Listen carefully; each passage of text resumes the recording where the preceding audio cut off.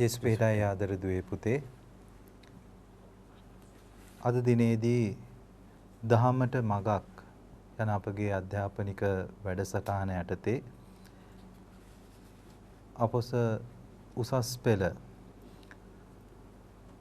තරඟ විභාගයේ සඳහා පුහුණු වෙන දුවා දරුවන් වෙනුවෙන් ක්‍රිස්තියානි ධර්මයේ විෂය නිර්දේශයේ දෙවන නිපුණතාවයේ වන දේව අනාවරණයට ප්‍රතිචාර දක්වයි කියන නිපුණතාවය ඔස්සේ අපි එහි දෙවන නිපුණතා මට්ටම අද දිනේදී කතා බහට ලක් කරනු ලබනවා. එහිදී අපි කතා බහට ලක් කරනු ලබන්නේ ප්‍රාග් ඉතිහාසයේ අඩංගු දේව ධර්මික ඉගැන්වීම් ජීවිතයට අදාළ කරගනී කියන කොටස ඔස්සේ. මේ දක්වා ආදර දුවේ පුතේ අපි කතා කරගෙන එන මෙම වැඩසටහන් මාලාව තුලදී අපි ප්‍රාග් ඉතිහාසය පිළිබඳව කතා කරා. ඒ වගේම උත්පත්ති පොතේ කොහොමද මේ ප්‍රාග් ඉතිහාසයට අදාළ කොටස් බෙදී තියෙන්නේ කියලා අපි කතා කරා. ඒ වගේම මැවීමේ කතා පුවත් දෙක ගැන අපි කරුණු කාරණා කතා කරා. ඒ වගේම අද දිනේදී ආදර දුවේ පුතේ මිනිසයා දෙවියන් වහන්සේ මවන ලද මිනිසයා කොහොමද පාපයට වැටුනේ? පාපය තුල මිනිසයා පාපේ ආදීනවත් එක්ක කොහොමද ජීවිතය ජීවත් කරේ කියන කාරණාව ගැන අද දිනේදී අපි කතා කරන්නට බලාපොරොත්තු වෙනවා. ඉතින් අද දිනේදී අපි අවධානය යොමු කරනවා මිනිසාගේ වැටීම සම්බන්ධ තේමාවට. එතකොට අපි දන්නවා මිනිසාගේ වැටීම පිළිබඳව කතා කරද්දී ආදම් සහ ඒවගේ කතා පුවත ඉතාමත් වැදගත් ආදර දුවේ පුතේ. මා කැමති මේ සඳහා ප්‍රවේශයක් ගන්නට අපගේ අසේල දසනායක ගුරුතුමා සමග. ගුරුතුමනි අපි මේ පාපයට මිනිසා වැටීමේදී දෙවියන් වහන්සේ මෙච්චර ආදරය කරපු මිනිසයා කොහොමද පාපයට වැටුනේ? මොන වගේ වාතාවරණයක්ද මේ තුල තියෙන්නේ කියන එක පිළිබඳව අපිට මේ බයිබලයේ ආශ්‍රයෙන් පැහැදිලි කිරීමක් කරොත් ගුරුතුමනි. ඔව් පිටුමනි මැවීමේ දෙවෙනි කතාව තුළ අපිට සඳහන් වෙනවා තුන්වෙනි පරිච්ඡේදයේ අපිට විශේෂයෙන් සඳහන් වෙනවා මිනිස්යා පාපයට වැටීම සම්බන්ධයෙන්. මිනිසා පාපයට වැටීමේ කතා ප්‍රවෘත්තිය අපිට ඉදිරිපත් කරන්නේ යාවේ සම්ප්‍රදායයි. විශේෂයෙන් සලකුණු සංකේත වලින් සමන්විත වෙලා තිබුණු තියෙන මේ කතා ප්‍රවෘත්තිය අපිට පේනවා සර්පයා සංකේතවත් කරනවා. මිනිස්යාව රවට්ටන්නේ සර්පයා. ඒ කාලේ කානානී වරුන් සර්ප වන්දනාවේ යෙදුණු జాතියක් හැටියට තමයි සංකේතවත් වෙන්නේ. සලකන්නේ. සර්පයාගෙන් සංකේතවත් වන්නේ ශාස්ත්‍රීයත්වය. ශාස්ත්‍රීයත්වයේ වත්පිළිවෙත්වල බාල් දෙවියන්ට විශේෂ තැනක් හිමි වෙනවා. දැන් උදාහරණයක් ගත්තොත් අපේත් ආසියාතික රටවල් වල පවා පියතුමේනි අදත් මේ ශාස්ත්‍රීයත්වයේ සංකේතයේ විදියට සර්පයාව සලකනවා. එතකොට මේ බාල් දෙවියන්ගේ ජීවන චක්‍රය සෝබා ධර්මයේ ඍතුවත් එක්ක තමයි බැඳිලා තියෙන්නේ. උදාහරණයක් ගත්තොත් මේ බාල් දෙවියන් උපත ලබන්නේ වසන්ත ඍතුවේ. බාල් දෙවියන් මරණයට පත්වන්නේ සීත ඍතුවේ. නැවත වරක් ඔහු උපත ලබන්නේ වසන්ත ඍතුවේ. ඉතින් මේක ඍතු ආකාරයට තමයි යන්නේ. විශේෂයෙන් මේ ඍතුවල කානානි වරුන් ලිංගික පිළිවෙත් බහුලව භාවිතා කරපු යුගයක් තිබුණා. ශාස්ත්‍රීයත්වයේ සංකේතයක් සහ ලිංගික යම් යම් පිළිවෙත් වලට වහල් වෙච්ච යුගයක් තිබුණා. ඒතකොට ඒවා පොළවට ශාස්ත්‍රීයත්වයේ දානය කරනවා කියලා මේ අය තුළ විශ්වාසයක් තිබ්බා. දැන් මෙම ලිංගික පිළිවෙත නියෝජනය කරන්නේ දෙව්දුවක වෙන අශේරා කියන දේවතාවිය. අශේරා කියන වචනේ අර්ථය වෙන්නේ සර්පයා. ඇය බාල් දෙවියන්ගේ බිරිඳ. ඇයගේ ප්‍රතිමා නිර්මාණය වෙලා තියෙන එකාතකින් සර්පයාත් අනිත් අතේ මල් සහ නිර්වත්ව සිටින සිංහයෙක් පිට නැගී ඉන්නා වූ රූප විලාසයක් තමයි දක්වන්නේ. ඉතින් මෙම ලිංගික පිළිවෙත් ඊශ්‍රායල් වරුන් විශාල වශයෙන් පරීක්ෂාවට ලක්වෙච්ච කාලවකවානුවක් වුණා. මේක ඊශ්‍රායල් වරුන්ගේ විශ්වාසයට ඇදහිල්ලට ප්‍රබල තර්ජනයක් වෙච්ච කාලයක් වුණා. අශේරා දෙවඟනට නමස්කාර කිරීමේ කාමුක චාරිත්‍ර වාරිත්‍ර වත්පිළිවෙත් තිබුණු හින්දා මේ බයිබලීය කතුවරයා මේ සම්බන්ධ කරගන්නවා මේ සර්පයව සාපේ එහෙම නැත්නම් පාපයේ සංකේතයක් හැටියට මේ ශාස්ත්‍රීක වත්පිළිවෙත් හෙලා දැකීමටත් මේක සම්බන්ධ කරගන්නවා.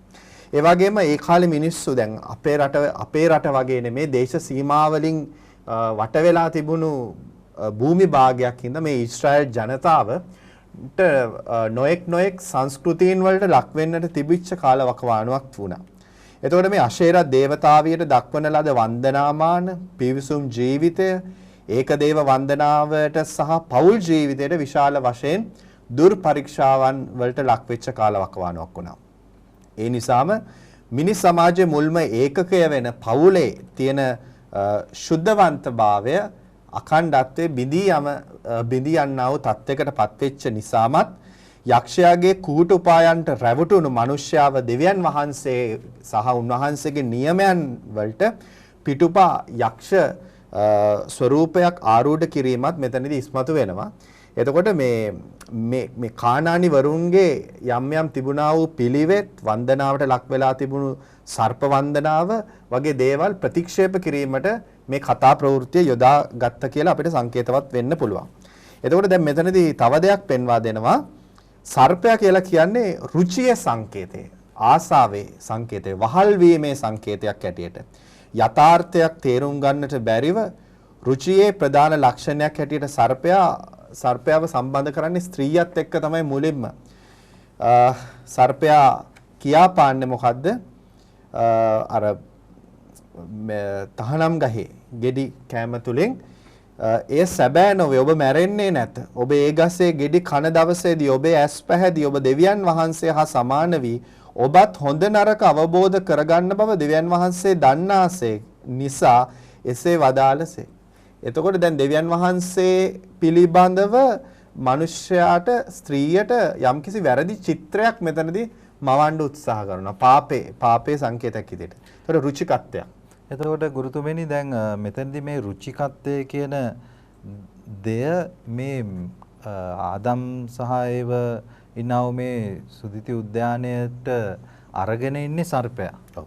එතකොට මෙහිදී අපි දකිනවා මේ සර්පයාට අවශ්‍යයි දෙවියන් වහන්සේ කියලා තියෙන දේ නොකර ඉන්නට. මේ දෙදෙනාව යොමු කරන්නට. ඉතින් ඒ සඳහා තමයි අර අපේ ගුරුතුමා පැහැදිලි කරපු අර මේ ගහේ ගෙඩි කෑවහම මොකද වෙන්නේ? ඔබ ඇයි මෙහෙම ඒ ගහේ ගෙඩි කන්න නැතුව ඉන්නේ? ඔබ දෙවියන් වහන්සේත් එක්ක සමානකමක් ඇති කරගන්නට පුළුවන් මෙහි ගෙඩි කෑවොත් කියලා අර රුචිකත්වයක් ඇති කරනවා. අදට දුවේ පුතේ මෙතන අපිට හොඳ ස්ථානයක් අපේ ජීවිතේත් අපි පාපයට යොමු වෙන ස්වභාවය ගැන කතා කරන්නට. ඒ මොකද ඔබ බලන්න ඔබ වැරද්දට නපුරාගේ බලවේගයට අසු වුණු අවස්ථාවලදී අපිත් මේ රුචිය නිසා තමයි ආශාව නිසා තමයි මේ වගේ දේවල් වලට ඇදිලා යන්නේ. එතකොට බලන්න බයිබල් කතුවරයා ඊටම ලස්සනට මේ පාපයට වැටීමේ කතාපුවත තුල රුචිය නිසා තමයි අපි පාපයට පෙළඹෙන්නේ කියන සත්‍යතාවය නැත්නම් දේව ධර්මික ඉගැන්වීම ඔන්න මේ කියන කතාපුවත හරහා ගෙනත් දෙනවා. අර ගුරුතුමා පැහැදිලි කරපු ඒ දීර්ඝ විස්තරේ තාමත් හොඳට පැහැදිලි කරනවා. අර ඒගොල්ලන්ගේ තිබුණු පිළිවෙත්. ඒ පිළිවෙත් වලින් පෙන්눔 කරන්නේ මේ රුචිය නිසා තමයි පාපය මේ සමාජය ගත වෙන්නේ කියන කාරණාව අපිට මුලින්ම මිනිසා පාපයට වැටීමේදීම ඔන්න මේ උත්පත්ති පොතේ කතුවරයා අපිට ඉතාමත් ලස්සනට පැහැදිලි කරනවා මේ සිදුවීම. ඒ විතරක් නෙමෙයි ගුරුතුමනි, ඒක ඉතාමත් ලස්සනට අපිට පැහැදිලි වෙනවා ඒ ස්ත්‍රිය පෙළඹුණු විදිහ. නේ? ස්ත්‍රියද ගස පෙනුමට කෙතරම් රමණීයද, එහෙනම් පළදාව කොතරම් ප්‍රණීතද, නුවණ වැඩුමට කෙතරම් කදිමද කියා දුටු විට එයා කඩලා ගන්නවා. ඒ වගේම එයා ගිහිල්ලා නිකන් ඉන්නේ නැහැ. ඒක ඊටම ලස්සනට බයිබලයේ තියෙනවා. තමත් එක්ක හිටිය ස්වාමියාටත් ඒ දෙය පිරිනමනවායි කියලා කියනවා. හොඳයි ගුරුතුමනි, අපි එකකින් ඉදිරියට අපි පොඩ්ඩක් පැහැදිලි කරොත් මේ රුචිය පිළිබඳව එතකොට සර්පයා සම්බන්ධ වීම අතිශයින්ම වැදගත්. එතකොට මේ රුචියත් එක්ක අපිට තවත් කාරණාවක් එනවා, තීරණය කියන දේ නේද ගුරුතුමනි? එතකොට තීරණය කොහොමද මේ රුචියත් එක්ක යන්නේ? ඈඳින්නේ කොහොමද? දැන් මිනිස්යා මවලා දෙවියන් වහන්සේ ඒ දන්නුයනේ පදිංචි කිරීම තුළ දැන් අපි දකිනවා මෙතන රුචිය අයහපත් යහපත් නෙමෙයි. දැන් මෙතන වෙන්නේ මිනිස්සයා එය ග්‍රහණය කරගන්නට දරන්නා වූ යම්කිසි ක්‍රියාදාමයක් වෙන්නේ. එතකොට මනුෂ්‍යගේ මුල්ම පාපය හෙවත් ජම්ම පාපය කියලා අපි මෙතන සංකේතවත් කරන්නේ මනුෂ්‍යයන් නපුරට පෙළඹවීමේ ස්වභාවයක්. මනුෂ්‍යව නපුරු පැත්තටයි මනුෂ්‍යව මේ ආකාරයෙන් ගන්න. දැන් ආදම් සහ ඒව කියන අබුසැමියන් ලෙස හැසිරීම නෙමෙයි. බයිබලයේ එකයි දැන් මෙතන පෙන්වා දෙන්නේ. මනුෂ්‍ය දෙවියන් වහන්සේ හා සමාන වෙන්න දරන උත්සාහයක්. සර්පයා වටනවා කියලා කියන්නේ පෙන්වලා දෙන්නෙත් මේ නිසාමයි. මේ දැන් එතකොට අනිත් කාරණාව දැන් මෙතනදී දෙවියන් වහන්සේ අවසානයේදී දඬුවම් නියම කරනවා. සර්පයාටත් ඒ වගේම ස්ත්‍රියට සහ පුරුෂයාට වශයෙන්. එතකොට දැන් මෙතනදී ලස්සන දේවධාර්මික කතන්දර දෙක තුනක් අපිට කියාපානවා. දැන් මැවීමේ දෙවෙනි කතාවේ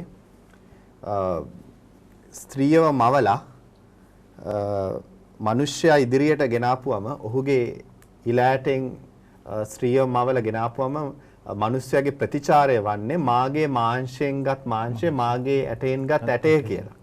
නමුත් තහනම් ගහේ ගෙඩි කෑවට පස්සේ මොකද්ද කියන්නේ? ඔබ මට සහකාරිය කොට දුන් ස්ත්‍රිය කියලායි මිනිස්සයාගේ ප්‍රතිචාරය වෙන්නේ. කියන්නේ ඔබයි. එතකොට මෙතනදී මිනිස්සයා චෝදනාව නගන්නේ දෙවියන් වහන්සේට. ඔබ මට මේ ස්ත්‍රියව මට මවලා දුන්නු නිසා මමත් කෑවා කියන දේ. එතෙන්දී ගුරුතුමනි ඒක අපිට මේ දැන් අර කතා පොතේ සර්පයාව අර රුචිකත්වයක් ඇති කරන්නේ මේ ගහෙන් ගෙඩි කෑවොත් ඔබ කවුරු වගේ වෙනවද? ඔබ දෙවියන් වහන්සේ හා සමාන වෙනවා. ඒ කියන ආශාව තමයි මෙතනදී ඇති කරන්නේ. ඒක නිසා අරගොල්ලෝ ගිහිල්ලා ඒ ගහේ ගෙඩි අනුභව කරනවා.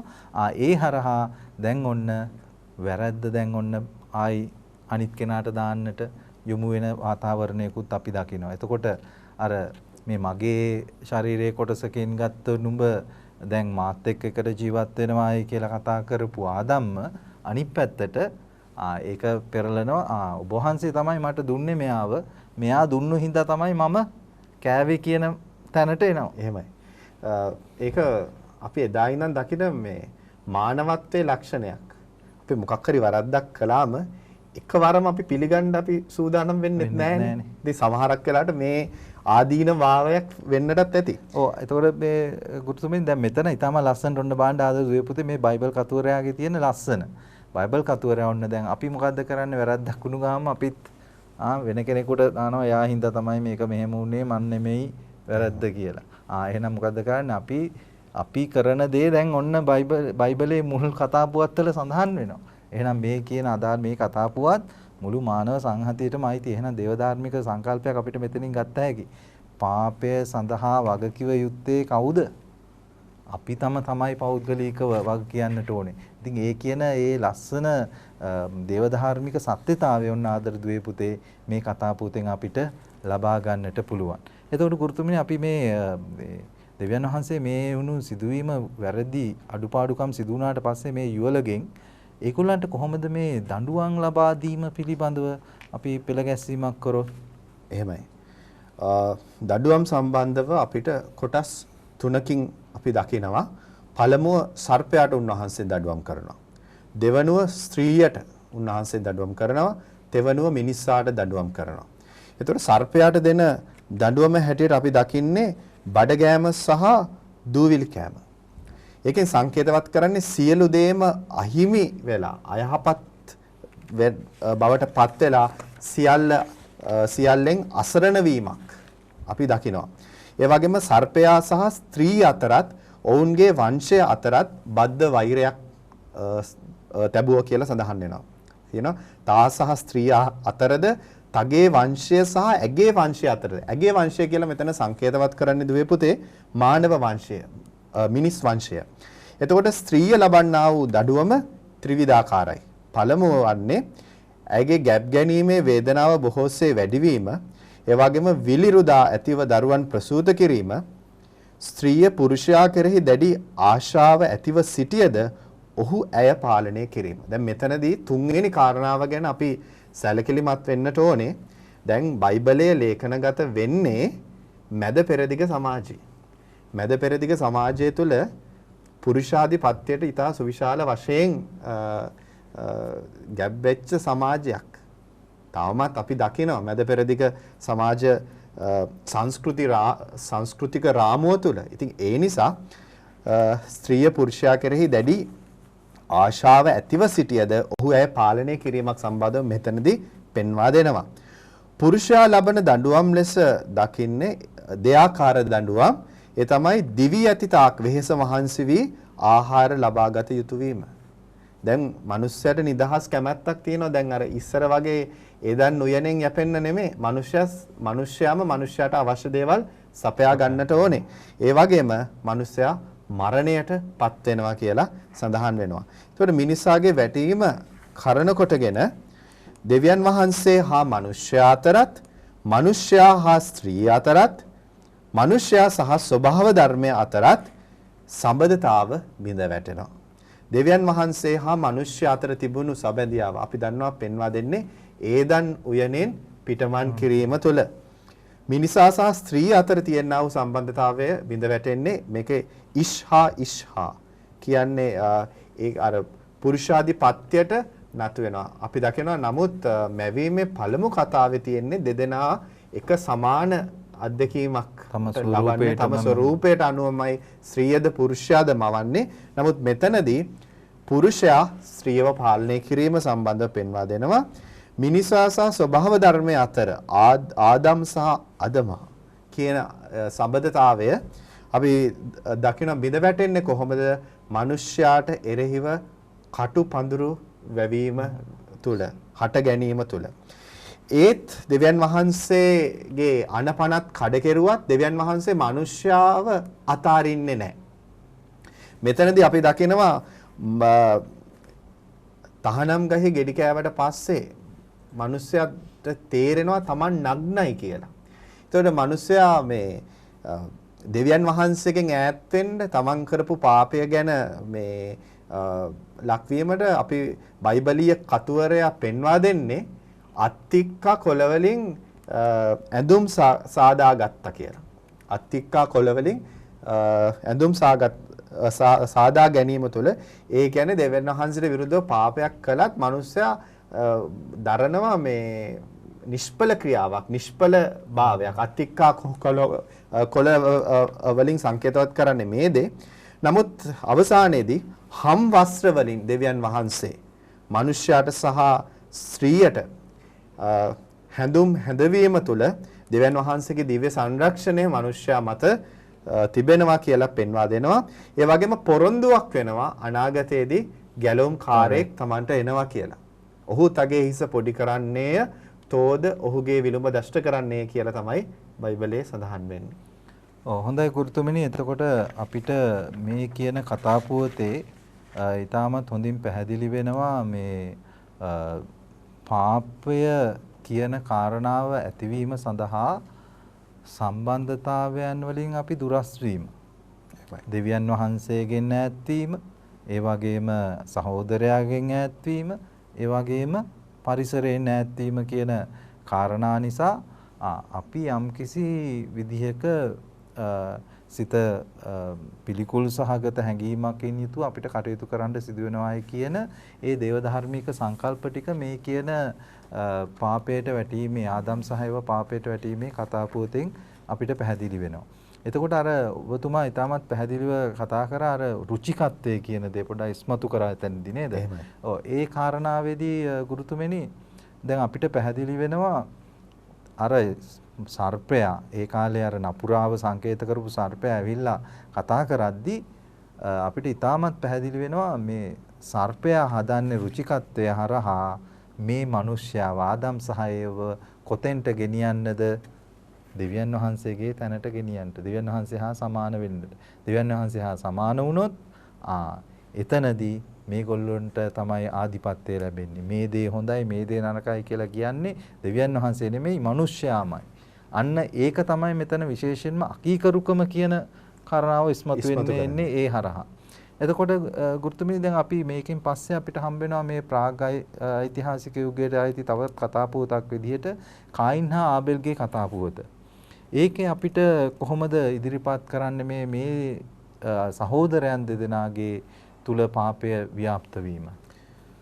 ඔබතුමනි කායින් සහ ආබෙල් කියන කතා ප්‍රවෘත්තියත් යාවේ සම්ප්‍රදායට අනුකූලවමයි බයිබලීය කතුවරයා ඉස්මතු කරන්නේ. මෙම කතාවෙන් ගෙනල්ලා අපිට පෙන්වන්නේ ප්‍රවෘත්තියෙන් කියන්නේ දැන් පළවෙනි කොටසේදී මිනිසයා හා දෙවියන් වහන්සේ අතර තිබුණු සම්බන්ධතාවය බිඳ වැටෙනවා. මේ කතාවෙන් පෙන්වා දෙන්නේ මිනිසයා හා මිනිසයා අතර තිබෙනා වූ සම්බන්ධතාවය බිඳ වැටෙන්නේ. මිනිසයා තමන්ගේ සහෝදර කියන සම්බන්ධතාවය ආදම් සහ ඒවා අතරත් බිඳ වැටුණා. නමුත් ඊට වැඩිය සංකීර්ණ ආකාරයට කායින් සහ ආබෙල්ගේ සිදුවීම තුළින් අපිට පෙන්වා දෙනවා. විශේෂයෙන් සහෝදර ප්‍රේමයට විරුද්ධවයි මිනිස්සයා මෙතනදී පව් කරන්නේ. තමන්ගේ සමානකමටම අනුව දෙවියන් වහන්සේ මවපු සහෝදරයට විරුද්ධව සහෝදරයව මරා දැමීම තුළ තමයි මෙතනදී පෙන්වා දෙන්නේ. දැන් මෙතනදී කිසිම අවස්ථාවකදී පෙන්වලා දෙන්නේ නැහැ. අපි දන්න පුංචි කාලේ ඉඳන් මේ කායින් සහ ආබෙල්ගේ කතාව. කිසිම අවස්ථාවකදී අපි පෙන්වලා දෙන්නේ නැහැ මේ දෙවියන් වහන්සේ කායින්ගේ දේ ප්‍රතික්ෂේප කළා කියලා. දෙවියන් වහන්සේ කායින්ගේ දේ ප්‍රතික්ෂේප කළා කියලා කිසිම තැනක බයිබලීය කතුවරයා සඳහන් කරන්නේ නැහැ. අන්තික අපේ තියෙන සමහරලාට අපේ දරුවන්ගේ ඔළුවේ තියෙන දෙයක් තමයි ආයා දුන්න දේ බාරගත්තේ නැහැ දෙවියන් වහන්සේ ඒකට කේන්ති ගියේ හින්දා කියන එක මේ අතරම බයිබලීය පදනම බැලුවාම එහෙම දෙයක් සිදු වෙලා නැහැයි කියන දේ පැහැදිලි. එතකොට දැන් මෙතනදී සිද්ධ වෙන්නේ දෙවියන් වහන්සේගේ තෝරා ගැනීමක්. ආබෙල් කියන්නේ දැන් අපි දකිනවා ගැලවීමේ ඉතිහාසය තුළ ඒසව් ඉදිද්දී දෙවියන් වහන්සේ ජාකොබ්ව තෝරගත්තා.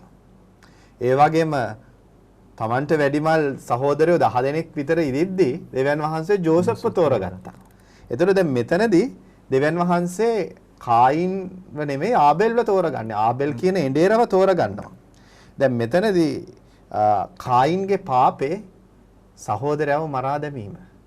මානව සම්බන්ධකම් මෙතනදී බිඳ වැටෙනවා. දැන් මෙතනදී මරලා දැන් මෙතනදී ලස්සනට බයිබලීය කතුවරයා පෙන්වා දෙනවා දෙවියන් වහන්සේගෙන් ඈත් වෙන්න බෑ. මනුස්සයට ඕන වැරද්දක් කළා දෙවියන් වහන්සේගෙන් ඈත් වෙන්න බෑ. එතකොට දෙවියන් වහන්සේ මේ කායින්ගෙන් අහන්නේ ඔබේ සහෝදරයා කොහෙද කියලා. ඒ සිද්ධියම තමයි ආදම්ගෙනුත් ඇහුවේ. පාපය කළාට පස්සේ වැරද්ද කළාට පස්සේ මෙතනදී කායින්ගෙනුත් අහන්නේ මේ සිද්ධියමයි. එතකොට මෙතනදී කායින් උඩඟු ආකාරයකට පිළිතුරු දීමක් දෙනවා. මම මගේ සහෝදරයාගේ බාරකරුද කියලා කියන කාරණාව. ඔව් දැන් දෙවියන් වහන්සේ එතනදී කියනවා මේ අර උන්වහන්සේගේ අනාවරණය කියන්නේ ලස්සනට මේ ඔබේ සහෝදරයාගේ රුධිරය පොළවෙන් මට මොර ගැහුවා කියලා. පුරාණ ගිවිසුමට අනුව ආදර දුවේ පුතේ මිනිස්යාගේ ජීවය බයිබලීය ඉගැන්වීම තුළ රඳා පවතින්නේ මිනිස්යාගේ රුධිරය තුලයි.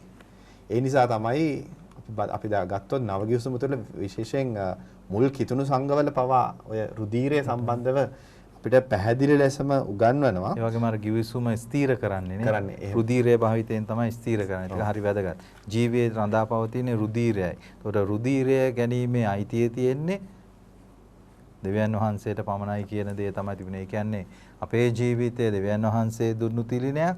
දෙවියන් වහන්සේ තමයි අපේ ජීවිතය නැවත ගනු ලබන්නේ. ඒකට අපි මැදිහත් වෙන්නට අපිට මනුෂ්‍යයන් වදින් මැදිහත් වෙන්නට බෑ. එතකොට මේ කායින් සිදු කරේ මනුෂ්‍ය ජීවිතයේ අයිතිය Taman සතු කරගන්නට උත්සාහ කරා. එතකොට ඔහුට එහෙම උනේ Tamanගේ පඬුර දෙවියන් වහන්සේ පිළිගත්තේ නැහැ. එතකොට පිළිගත්තේ නැහැයි කියන කාරණාව කාගේ තීරණයක්ද? දෙවියන් වහන්සේගේ තීරණයක්. එතකොට දෙවියන් වහන්සේට සුදුසු අය තෝරා ගන්න ගුරුතුමාන් කිව්වා වගේ සුදුසු අය තෝරා ගැනීම ඒක දෙවියන් වහන්සේ කරන කටයුත්තක්.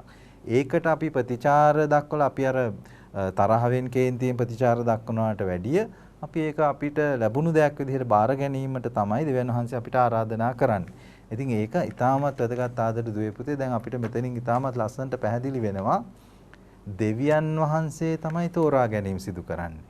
එතකොට අපි ඒකට ප්‍රතිචාර දක්වන්නට ඕනේ සුභවාදීවයි. තරහව, කේන්තිය, ක්‍රෝධය කියන දේවල් අපේ සමාජය තුල තියෙන්නට ඕනේ නෑයි කියන ඒ දේව ධර්මික ගුණාංගය අපිට මේ කතා පුවත හරහා දෙනවා. ඒ වගේම මෙතන විශේෂයි කායින් උත්සාහ කරා ජීවිතය පිළිබඳ අයිතිය Taman සතු කරගන්නට. ජීවිතය පිළිබඳ අයිතිය අනිවාර්යයෙන්ම දෙවියන් වහන්සේ සතු දෙයක් ආදර දුවේ පුතේ. ඒ වගේම ආදර දුවේ පුතේ මෙතනින් අපි එහාට අපි අධ්‍යයන කටයුතු කරන්න අවධානය යොමු කරද්දී අපිට හම්බ වෙනවා නෝවා සහ ජලගැල්ම පිළිබඳ කතා පුවත. මේ නෝවා සහ ජලගැල්ම පිළිබඳ කතා පුවත සම්ප්‍රදායට අනුව අපි කතා කරාම ජේ සහ ප්‍රී සම්ප්‍රදායන් තුල තමයි මේවා ලියවිලා තියෙන්නේ. එතකොට මේ සම්ප්‍රදායන් වලදී අපිට පැහැදිලි වෙනවා ඊටමත් හොඳින් මේ සම්ප්‍රදායන් දෙක නිකම් අපිලිවෙලකට පැමිණුණු ආකාරයක් තමයි ගුරුතුමනි අපි දකින්නේ. එතකොට මේක අපි ඊටම සංගමයෙන් යුතුව කියවීම කරලා අධ්‍යයනය කරන්නට ඕනේ. විශේෂයෙන්ම එකම සිද්ධිය කිහිප වරක් වරගැන්විලා තිබෙනවා මේ කොටසේ. එහෙම වෙන්නට ප්‍රධාන හේතුව වෙලා තියෙන්නේ මේ සම්ප්‍රදායන් ඒක රාශී වෙලා තියෙනවා. එතකොට මේ ජලගැල්ම තුලදී අපි තෝරා ගන්නා විශේෂ පුද්ගලයෙක්, විශේෂම දෙවියන් වහන්සේ තෝරා ගන්නා විශේෂ පුද්ගලයෙක්. ඒ තමයි නෝවා කියන පුද්ගලයා. ඒතකොට නෝවා කියන පුද්ගලයා තෝරා ගන්නේ ඔහුගේ තියනා වූ යහපත්කම කරන කොටගෙන. ඔහු යහපත්, ඒක නිසා තමයි දෙවියන් වහන්සේ තෝරා ගන්නේ. එතකොට දෙවියන් වහන්සේ ඔහු මාර්ගයෙන් ඊට පස්සේ givisුමක් ඇති කරගන්නවා. මේ දැන් ක්‍රමක්‍රමයෙන් ආදම් සහ ඒවගෙන්, කායින් සහ ආබේල්ගෙන් ඊට පස්සේ මේ ජන සමාජය තුල පාපය කියන යථාර්ථය ඊටම දරුණු ලෙස ව්‍යාප්ත වෙලා අපි දැක්කා පළමු ආදම් සහ ඒවගේ පාපයට වැටීමේදී දෙවියන් වහන්සේගේ ආධිපත්‍යය, හොඳ නරක පිළිබඳ ආධිපත්‍යය උන් සතු කරගන්නට හැදුවා ආදම් සහ ඒව. කායින් ජීවිතය පිළිබඳ අයිතිය සතු කරගන්නට බැලුවා. දැන් ඔන්න සමාජීව දෙවියන් වහන්සේට තියෙන යහපත පිළිබඳ ආධිපත්‍යය ඔන්න සමාජයේම විසින්ම නැති කරගෙන තියෙනවා මේ නෝවාගේ කාල පරිච්ඡේදය වෙද්දී. ඒ අතර කෙනෙක්ව තෝරාගෙන දෙවියන් වහන්සේ නැවත ගමනක් ආරම්භ කරන්නට ලොකු උත්සාහයක් දරනවායි කියන කාරණාව අපිට තේරෙනවා මේ නෝවාගේ කතා පුවත හරහා. නෝවාගේ කතා පුවත හරහා දෙවියන් වහන්සේ ඊටමත් වැදගත් තවත් කාරණයක් සිදු කරනවා. ඒ තමයි මේ givisuma කියන කාරණාව. givisුමක් ඇති කරගන්නවා නෝවා සමග මේ කියන මේ පාපී කර්තව්‍යයන් නැති කරලා නැවත යහපත් වූ දේශයක් ගොඩනගන්නට දෙවියන් වහන්සේ නෝවාව තෝරා ගනු ලබනවා. එතකොට නෝවා විශේෂයෙන්ම මෙහිදී තෝරා ගනු ලැබීමක් සිදු කරනවා දෙවියන් වහන්සේ. ඒ හරහා givisුමකින් බැඳෙනවා. මේ givisuma අපි කතා කරොත් ගුරුතුමනි මේ givisuma කියන එකෙන් අදහස් කරන්නේ දෙවියන් වහන්සේ නැවත ජලගැල්මක් ඇති කරන්නේ නැහැ කියන එකට. එතකොට ඒකේ සංකේතයක් විදිහට අපිට දෙනවා මොකද්ද සංකේතය? දේ දුන්න කියන සංකේතය. එතකොට දේ දුන්න givisumේ නොවත් එක ඇති කරන givisumේ සංකේතය. එතකොට ඔන්න දැන් givisum සංකල්පයේ සුද්ධ බයිබලයට ඇතුළු වෙලා ඔන්න ආරම්භ වෙලා පටන් ගන්නට යනවා ඉස්සරහට. ඊටම ලස්සන්ට මේ කතා පුවත ගොඩනගෙද්දී. එතකොට මේ කියන කාරණාව අතිශයින්ම වැදගත් වෙනවා. මේ දේ දුන්න givisumේ සංකල්පය ඇති වෙනවා මේ නෝවා කියන යහපත් පුද්ගලයා හරහා. එහෙනම් ආදර දුවේ පුතේ අපි ඊළඟට මේ ප්‍රාග්ඓතිහාසික යුගයේ අපිට හම්බ වෙන ඊළඟ කතා පුවත තමයි බාබෙල් කොත හා සම්බන්ධව අපිට තියෙන කතා පුවත.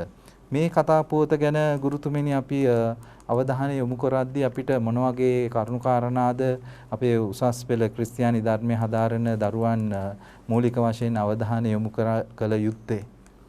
විශේෂයෙන් මේ වගේ කාලවකවානුවකදී මේ කොරෝනා වසංගතයත් එක්ක අපිට ගන්න පුළුවන් හොඳ කාලයේ සලකුණක් දේ වචනයෙන් සඳහන් වෙන සිද්ධියක් බාබල් කොත.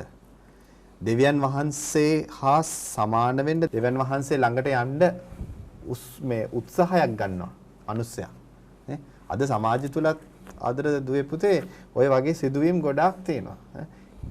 දෙවියන් වහන්සේ කෙනෙක් ජීවමාන භාවය අද නොදකින සමාජයක්. සමහර වෙලාවට මේ වගේ ප්‍රශ්නයක් ඔබට එන්න පුළුවන් මේ පාර පරීක්ෂණයට. ඉතින් අපි මෙතනදී අපි දකින්නේ දැන් දෙවියන් වහන්සේ නෝවා දැන් ආදම් සාය වගෙන් ඇවිල්ලා ඊට පස්සේ කායින් සහ ආබේල්ගේ සිද්ධිය, ඊට පස්සේ නෝවාගේ සිද්ධිය, ඊට පස්සේ අවසානයේදී බාබෙල් කොත. මෙතනදී පෙන්වන්නේ මනුෂ්‍යයාගේ උඩඟුව. මනුෂ්‍යයා සාර්ථක ලෙස ප්‍රතිඵලයක් නිකුත් කරන්නේ නැහැ මෙතනදී. එතකොට ආදම් සහ ඒව කායින් සහ නෝවාගේ කාලෙමෙන් දැන් දෙවියන් වහන්සේට හිමිතන නෙමේ ඒ තැන මනුෂ්‍යයා ලබා ගන්නට මේ සිද්ධිය තුළින් උත්සාහයක් දරනවා. එතකොට අපි මෙතනදී දකිනවා භාෂාවන් සහ සංස්කෘතීන් අවුල් වියවුල් වූ ආකාරය. භාෂාවන් සහ සංස්කෘතීන් අවුල් වියවුල් භාවය. දැන් බාබෙල් කොත කියන දේ අර්ථය වන්නේ භාෂා වියවුල කියන දේ. දේව ධාර්මිකව උගන්වද්දී විශේෂයෙන් පුරාණ ගිවිසුමේ මේ සඳහා යොදන හීබ්‍රු වචනේ වෙන්නේ ශිගුරාත් කියන වචනේ. ශිගුරාත් කියන වචනේ අපිට සම්බන්ධ වෙනවා ඉපැරණි මේ කොත් ඉදි වෙලා තිබුණ බැබිලෝනියානු සංස්කෘතිය තුළ. ඒකත් එක තමයි මේ බැබිලෝනියාව සංකේතවත් කරන්නට තමයි මේ බයිබලීය කතුවරයා මෙතනදී උත්සාහ ගන්නේ. ඒකට හේතුව උඩඟුවේ සංකේතයක් ලෙස තිබිච්ච බැබිලෝනියාව පදනම් කරගෙන සුද්ධ බයිබලය බැබිලෝනියාව අහංකාර නගරයක්, බැබිලෝනියාවේ වැටීම පෙන්වා දීම තමයි මෙම සංකේතය යොදාගෙන තියෙන්නේ කියලා පෙන්වා දෙනවා. මෙය දිවසාවලියත් එක්ක සම්බන්ධ වෙනවා. විශේෂයෙන් ජෙරමායා සහ යෙසායා පොත්වලත් මේකට පෙරරූපන සහ පසුරූපන අපි දකිනවා. එතකොට අර මෙහිදී අපිට වැදගත් වෙන සාධකයක් වෙනවා ගුරුතුමනි, අර මෙහිදී දෙවියන් වහන්සේගේ ක්‍රියාකාරීත්වය. එහෙමයි. අර ඒක ඊටමත් ඔය දැන් අපිට සම්ප්‍රදායන් වල භාෂාමය ලක්ෂණයන් එක්ක කතා කරද්දී අර දෙවියන් වහන්සේ දැන් මේ මිනිස්සු ලොකුවට උසට ගොඩනගන මේ බාබෙල් කොත දිහා දෙවියන් වහන්සේ බලන්නේ හරි කුඩා දෙයක් විදිහට හාස්‍ය දන්න විදිහට මේ හදලාද තියෙන්නේ කියලා නිකන් හරි හාස්‍ය ජනක විදිහට ඒක ඉදිරිපත් කරනවා. ඔව්. අනික් කාරණා පිටුමනේ මේ මනුෂ්‍ය මෙතනදී ගන්නේ නිෂ්පල දේවල්. මේ ගොඩනගා ගන්නට. ඒ කියන්නේ කළු ගල් වෙනුවට ගඩොල් සංකේත, හුණු බදාම වෙනුවට කීල් වගේ දේවල්. දැන් මෙතනදී පෙන්වා දෙනවා මනුෂ්‍යයා මේ අසාර්ථක ලෙස තමයි මෙම කාර්ය කරන්නට යොමු වෙන්නේ කියලා. ඉතින් ආදර දුවේ පුතේ අපිට දැන් පැහැදිලි වෙනවා මේ කතා පුවත් 4 ඔස්සේම මේ ප්‍රාගෛතිහාසික යුගයේ හිටපු මිනිසයාට පාපයේ තියෙන බරපතලකම පැහැදිලි කර දෙන්නට මේ උත්පත්ති පොතේ කතුවරයා ඊටම ලස්සන කතා පුවත් 4ක් ඉදිරිපත් කරනවා. පාපේ විකාශනය, පාපේ වැඩි වර්ධනය පිළිබඳව. ආදම් සහ ඒව දෙවියන් වහන්සේගේ ආධිපත්‍යය හොඳ නරක පිළිබඳ තියෙන ඒ ආධිපත්‍යය ගන්නට උත්සාහ කරා. කායින් ජීවිතය පිළිබඳ අයිතිය ගන්නට උත්සාහ කරා. ඒ වගේම නෝවා ගේ කාලවකවානු තුල සමාජයේ දෙවියන් වහන්සේට තිබුණු යහපත ක්‍රියාත්මක කරන්න තිබුණු අයිතිය මිනිසයන් විසින් පැහැර ගන්නු ලැබුවා. ඒ වගේම බාබෙල් කොතේදී මිනිසයා උඩඟු වෙලා තමන්ගේ මතය හරි කියන මතයට එන්නට ගිහිල්ලා මේ ලොකු විනාශයක් ඇති වුණා.